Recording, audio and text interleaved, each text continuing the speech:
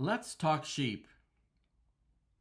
Sheep are a remarkably well-designed animal, practically predisposed to domestication. According to my sources, who are not experts in the subject, sheep were the first of the animals to be domesticated. Think of what sheep provide for us. They have plenty of meat on their bones, which is edible and flavorful. Their milk has 50% more fat and more nutrients than cow milk, and is easier to digest, and tastier than the gamey goat milk. They also provide wool for the weaving of clothing, and hides for the making of rugs and mats and upholstery, and can provide clothing all the way from headwear to footwear and everything in between. And not only that, you can make tents out of it. So it's the housing section and the clothing section and the grocery section of the department store. Your sheep is like a walking department store. Sheep come in a number of shapes and sizes, from the large mountain sheep like the Bighorn sheep of the Rocky Mountains, to the domesticated sheep who were bred for thousands of years for their docility and their productivity. There are many sheep cultures, such as Mongolia, Wyoming, New Zealand, the Falklands, Patagonia, Ireland. Genesis chapter 4 verse 7 says that Jubal was the first man to live in tents and to have herds of sheep and goats. The Hebrew word for sheep is keves. The Latin word for sheep is ovis. So all the different kinds of sheep are called under the general heading of ovines. Egypt was not particularly hospitable to sheep because it's a very hot country. The Egyptians did have 3 gods that wore ram heads in their iconography. The god Khnum, who was located at the headwaters of the Nile River and sent the waters down into Egypt. Also the god Harishaf, whose iconography was very similar to that of Khnum. And the high god Amun-Ra, also was occasionally represented with a ram's head, but Egypt was cow country. But when the Hebrews got back into the Holy Land, bringing the remnants of their sheep and goat herds with them, descendants of the ones they had brought with them down into Egypt, when they got back into the Holy Land with them, they found a land flowing with milk and honey, and it was flowing with goat's milk, it was flowing with sheep's milk, and it was flowing with cow's milk. But sheep were the principal dairy and meat producers of the Holy Land.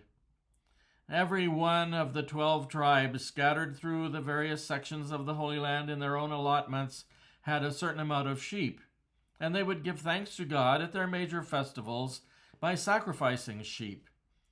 Now, these sheep had to be perfect in order to be presented to God at the altar. The ruling was it had to be flawless, spotless, in order to be an offering to the Lord. Now there they were, several times a year, sacrificing all the spotless animals they could find. And after centuries, it became harder and harder to find spotless animals.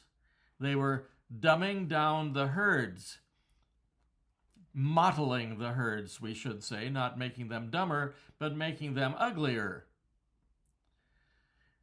They started cheating and offering a few sheep here and a few lambs there that were spotted, but the prophets said Almighty God would punish them severely for doing this.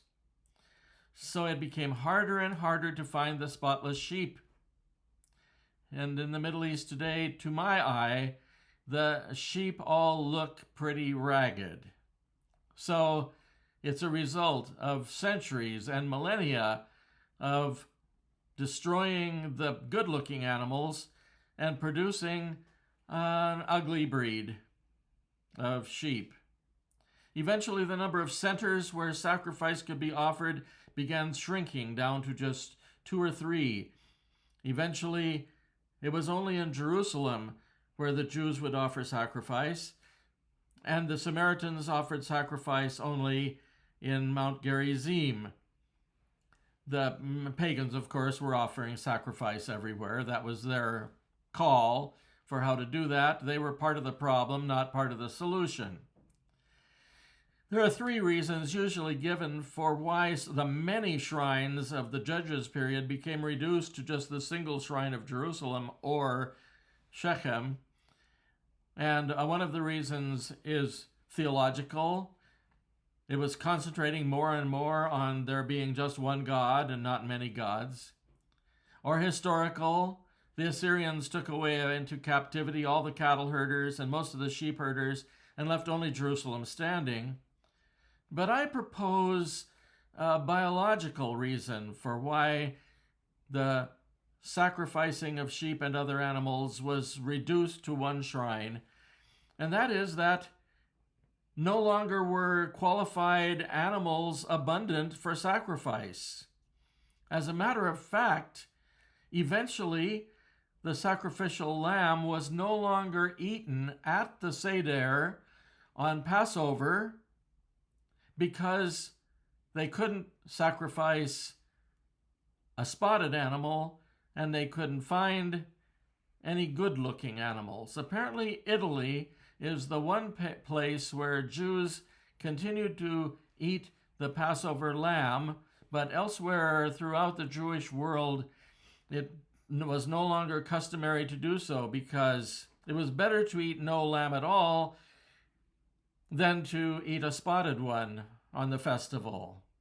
It was better to have no temple at all than have a temple where spotted animals were sacrificed.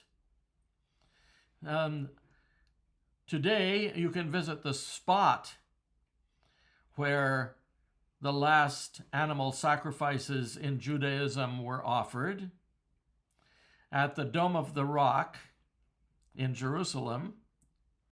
And I am very happy that on my first trip to the Holy Land, I was able to visit Mount Gerizim, the site of the final Samaritan temple, which was destroyed the same year as the Jewish temple, just a little bit sooner, where still to this day there are sacrifices done in an open public sphere on the day of Seder and participated in by large groups of Samaritans.